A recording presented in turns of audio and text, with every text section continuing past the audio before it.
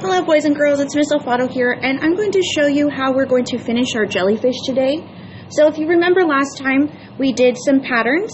We also talked about rhythm in art, and we also discussed the form and structure of the jellyfish. So if you remember last time, what do we call the legs of the jellyfish?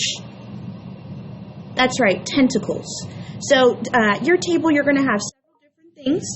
The first thing I want to show you is what we call dry media. So we have right here crayons. We also have colored pencils, and we also have pencils at our table. So if you are going to need to finish some details, maybe adding something in the background, I'm going to add a little starfish on mine. Go ahead and do that first before you start painting, because you know that if you start painting and then you draw on it, what's going to happen to your paper? That's right, it will accidentally rip.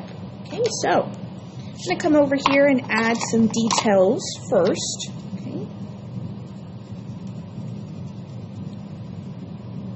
And you can always come back to these areas as long as they are not wet while you are after your painting today. Okay. So I want to introduce to you all watercolors. We might have used these in our class before, or you might have used them at home. Okay, so these are called Crayola Watercolors.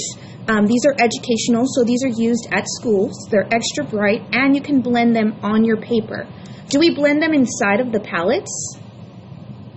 No, we do not blend color inside of the palettes because we want to be principled and make sure that none of that color contaminates or dirties the other colors. Okay, so we're going to start right here at the top. I'm going to read off the colors. We have black, red, orange, yellow, green, blue, and then next to blue is actually violet, or we call it purple.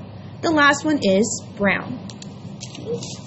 So you should already have your salt jellyfish dried up from last class.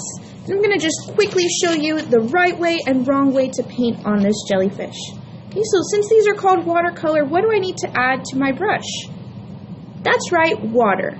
How many times do we put our brush in the cup? The correct answer is 3 times. We swirl it around 3 times. Let's count. 1, 2, 3. Okay, now that I have some color, then I can come over here onto my paint and keep rubbing it gently. You do not want to press too hard because then you will mess up the shape of the brush.